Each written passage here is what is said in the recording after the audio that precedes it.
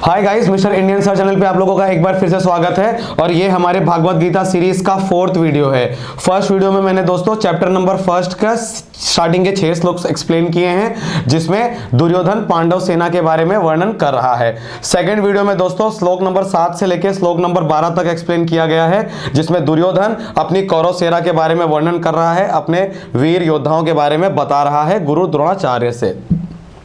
Third video में दोस्तों मैंने श्लोक नंबर 13 से लेकर श्लोक नंबर 90 तक एक्सप्लेन किया है, जिसमें दोनों तरफ से शंख बजाए जा रहे हैं। अलग अलग वीर योद्धाओं के शंखों का नामों का वर्णन किया है, भगवान श्री कृष्ण के शंख का वर्णन किया गया है, और साथ साथ में उस शंख और ढोल नगाड़ों द्वारा जो उत्पन्न ध्वनि हुई है उसका क्या असर पृथ्वी और आकाश पे पड़ रहा है, ये सारे वर्णन श्लोक नंबर 19 तक किए गए हैं।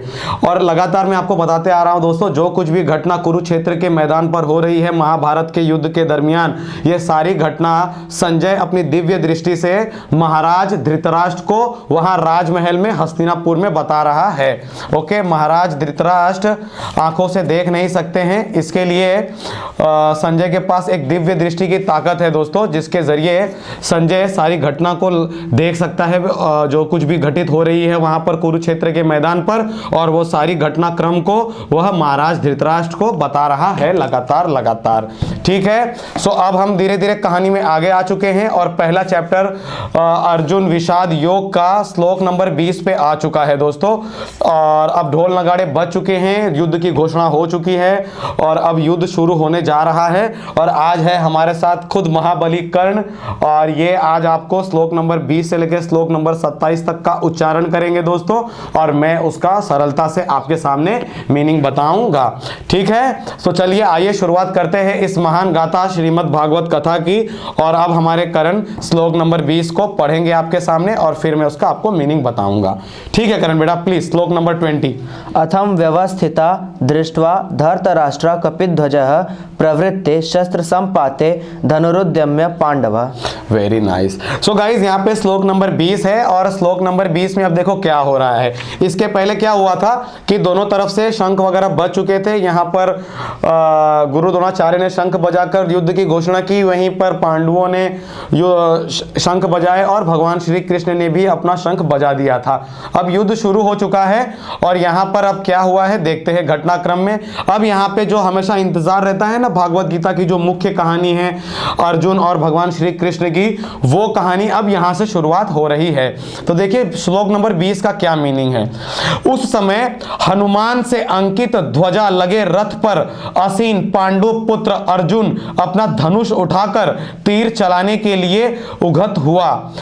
ओके, सो गाइज यहाँ पे देखो क्या हो रहा है, ये ही सीन आ चुका है। करण बेटा थोड़ा सा देखो, ये सीन आ चुका है। ठीक है, अब अर्जुन देखिए यहाँ पर हनुमान का ध्वज लगा हुआ है। काफी महत्वपूर्ण घटना है ये महाभारत के दरमियान, जब भगवान श्री कृष्ण रथ पे बैठे हुए हैं, चला रहे हैं रथ को अर्जुन के, और जब अर्जुन और कर्ण के बीच में युद्ध होता है, तब इस ध्वज की महत्वपूर्णता को, इसके इंपॉर्टेंस को वहां पर भगवान श्री कृष्ण ने रखा है। तो इसके बारे में हम बात करेंगे। अभी यहाँ पे विश्लेषण हुआ है हनुमान अंकित ध्वज का, तो मैं आपसे बता दूं कि इस रथ पे हनुमान जी का वहां पर अंकित एक ध्वज लगा हुआ है, झंडा गड़ा हुआ है। सो वो बता रहे, वो विश्लेषण दे रहे हैं कि ऐसे रथ पर बैठे हैं कौन, पांडु पुत्र अर्जुन, और उन्होंने धनुष उठाकर तीर चलाने के लिए उत्सुकता दिखाई कि चलो भाई ये देखो तीर निकालने ही जा रहे हैं वो। ठीक है, अर्जुन अब वो तीर निकालने जा रहे हैं, और युद्ध के लिए वो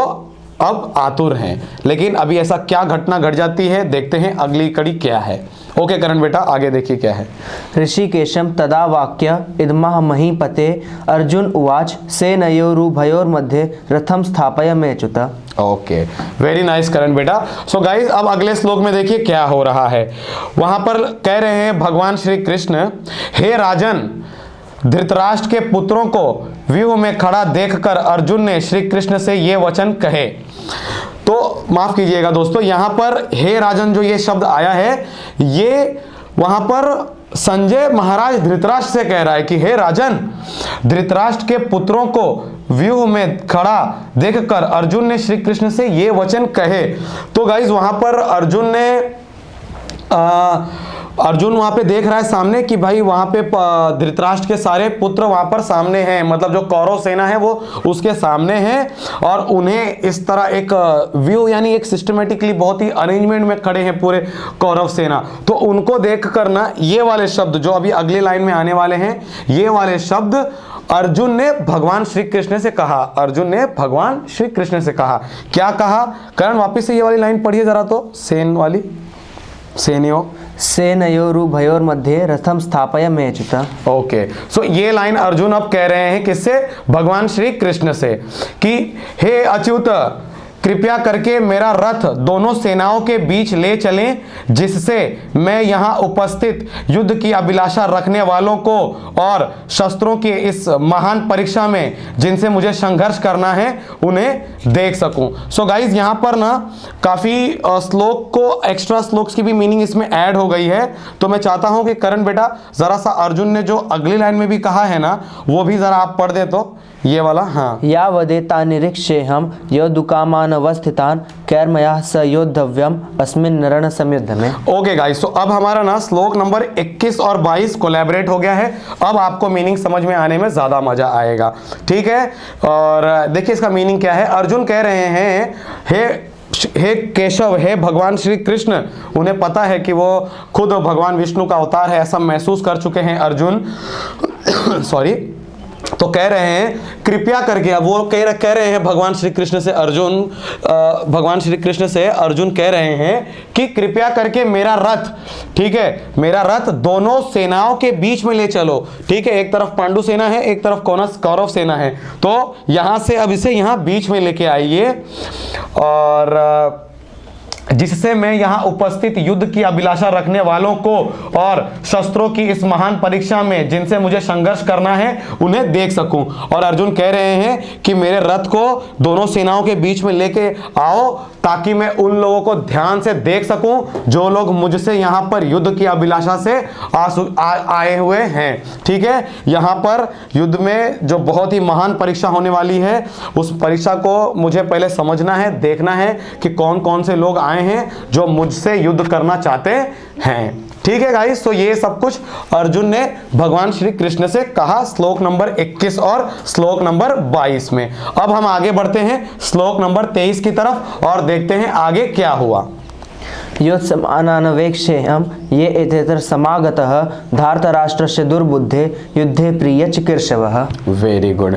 सो गाइस, अब अर्जुन और भी कुछ भगवान श्री कृष्ण से कह रहे हैं, वो क्या है वो देखते हैं। मुझे उन लोगों को देखने दीजिए जो यहाँ पर धृतराष्ट्र के दुर्बुद्धि पुत्र दुर्योधन को प्रसन्न करने की इच्छा से लड़ने के लिए आए हुए हैं। अब यहाँ पर अर्जुन भगवान श्री कृष्ण से कह रहे हैं कि हे केशव, मुझे उन लोगों को भी देखना है जो लोग उस दुर्बुद्धि दुर्योधन, जिसकी बुद्धि खराब हो चुकी है, जो आज अपने ही सगे संबंधियों से लड़ना चाहता है, वो हमसे लड़ना चाहता है युद्ध जमीन की और जायदाद की लालच में, मैं ऐसे लोगों को देखना चाहता हूं। उस बुद्धिहीन दुर्योधन के लिए लड़ने आए हैं मेरे साथ, मैं उन लोगों को भी ध्यान से देखना चाहता हूं, ठीक है। तो ये वर्णन था श्लोक नंबर 23 में। करण श्लोक नंबर 24 थोड़ा जोर से और बेटर तरीके से। संजय उवाच एवं मुक्तो ऋषिकेशो गुडाकेशेन भारत सेनयोरुभयोर्मध्ये स्थापयित्वा रथोत्तमम्। Very good. सो गाइस, श्लोक नंबर 24 में देखते क्या हो रहा है। संजय ने कहा, अब गाइस ये बात को ध्यान दीजिए, जो कुछ भी घटना घट रही है वहां पर, जहां पे अर्जुन जो कुछ भी भगवान श्री कृष्ण से कह रहे हैं, वो सारी बातें संजय वहां पर महाराज धृतराष्ट्र से बता रहा है राजमहल में। ये बात को भूलना नहीं। डायरेक्टली इनडायरेक्टली ये दो लोग कहीं ना कहीं महाभारत की पूरी गाथा में शामिल हैं। तो अब संजय क्या कह रहे हैं किससे? महाराज धृतराष्ट्र से, कि संजय ने कहा, हे भरतवंशी, ठीक है, हे भरतवंशी। ये वर्णन उन्होंने, भरतवंशी का वर्णन महाराज धृतराष्ट्र के लिए कहा है, ठीक है, कि अर्जुन द्वारा इस प्रकार संबोधित किए जाने पर भगवान कृष्ण ने दोनों दलों के बीच में उस उत्तम रथ को लाकर खड़ा कर दिया, ठीक है। सो गाइस, जैसे ही दोस्तों, जैसे ही अर्जुन ने ये रिक्वेस्ट, ये जिज्ञासा जताई भगवान श्री कृष्ण से कि हे केशव, मेरे रथ को दोनों सेनाओं के बीच में लाके खड़ा कीजिए ताकि मैं कौरवों की सेना को गौर से देख सकूं, साथ साथ में उस दुर्बुद्धि दुर्योधन के लिए जो लोग लड़ने आए हैं मुझसे, मैं उनको भी देखना चाहता हूं। ठीक है, फिर ऐसा जैसे ही भगवान श्री कृष्ण ने इस बात को सुना, भगवान श्री कृष्ण ने क्या किया, अब इस रथ को दोनों सेनाओं के बीच में लाकर खड़ा कर दिया। और इस घटना को दिव्य दृष्टि से संजय देख रहा है और इस बात का वर्णन उसने महाराज धृतराष्ट्र से राजमहल में वहां हस्तिनापुर में किया कि सर ऐसी ऐसी बात है महाराज, कि उनकी आज्ञा के अनुसार अर्जुन के भगवान श्री कृष्ण ने दोनों सेनाओं के बीच में रथ को लाकर खड़ा कर दिया है। ठीक है गाइस, तो ये था श्लोक नंबर 24। अब बात करते हैं श्लोक नंबर 25 के बारे में। करण बेटा प्लीज श्लोक नंबर 25। भीष्म द्रोण प्रमुखतः सर्वेषा च महीक्षिताम् उवाच पार्थ पश्येतान् संवेतान् कुरुनिति। वेरी नाइस करण बेटा। सो गाइस यहाँ पर अब श्लोक नंबर 25 में देखिए क्या हो रहा है। भीष्म, द्रोण तथा विश्व भर के अन्य समस्त राजाओं के सामने भगवान ने कहा कि हे पार्थ, यहाँ पर एकत्रित सारे कुरुओं को देखो। अब देखो क्या हुआ गाइस, जैसे ही भगवान श्री कृष्ण ये रथ लेके दोनों ही सेनाओं के बीच में गए, ठीक है, तो भीष्म पितामह के बारे में बात हो रही है क्योंकि वो कौरवों की तरफ थे, ठीक है, दुर्योधन की तरफ थे। सो भीष्म पितामह, द्रोणाचार्य जो गुरु थे, दोनों ही कौरवों और पांडवों दोनों के गुरु थे, पर अब युद्ध में वो कौरवों की तरफ है, यानी उस तरफ जो दुर्योधन की तरफ है। किस मुख्य व्यक्ति का नाम है? भीष्म पितामह, द्रोणाचार्य तथा विश्व भर के अन्य समस्त राजाओं और भी जो लोग भी दुनिया भर के राजा महाराजा लोग आए थे जो दुर्योधन की तरफ से लड़ने वाले थे, उनके सामने भगवान ने कहा कि हे पार्थ, यहां पर एकत्र सारे कुरुओं को देखो। ये सारे कुरु लोग हैं और इन्हें देखिए, वो देखिए दुर्योधन महाराज भीष्म पितामह है, सॉरी, और गुरु द्रोणाचार्य है, और ये सारे महाराजा राजा लोग हैं जो कुरुओं की तरफ से आए हैं। तो भगवान श्री कृष्ण अर्जुन से कह रहे हैं कि ये लो, इन्हें देख लो ध्यान से, यही वो लोग हैं जो आपसे युद्ध करने आए हुए हैं इस महाभारत के युद्ध में। ठीक है, सो ये था श्लोक नंबर 25 के अंदर। अब बात करते हैं श्लोक नंबर 26 की। Converter please. तत्र पश्य स्थितान् पार्थ पितृनथ पितामहान् आचार्यन् मातुलान् भ्रातृ पुत्रान् पौत्रान् सखिस्ततः। अब गाइस यहां से देखो, यहां से अब वो टर्निंग पॉइंट आ रहा है भागवत गीता का गाइस, जो हमेशा वर्णन होता है ना कि भगवान अर्जुन अचानक से विचलित होने लग जाता है। अब ठीक है, तो जरा उसको पढ़ लेते हैं। अब यहां से वो शालीनता और वो शानदार बातें गाइस भागवत गीता की शुरू होने जा रही है, जिसका हमें हमेशा से इंतजार था। सो अर्जुन ने कहा, वहां पर दोनों पक्षों की सेनाओं के मध्य में अपने चाचा, ताऊ, पितामहों, गुरुओं, मामाओं, भाइयों, पुत्रों, पौत्रों, मित्रों, ससुरों और शुभ चिंतकों को भी देखा। अब गाइस अर्जुन जब जैसे ही भगवान श्री कृष्ण ने रथ को बीच में लाया दोनों सेनाओं के बीच में, और भगवान श्री कृष्ण ने अर्जुन से कहा कि भाई ये लो, देख लो, ये है कुरु सेना।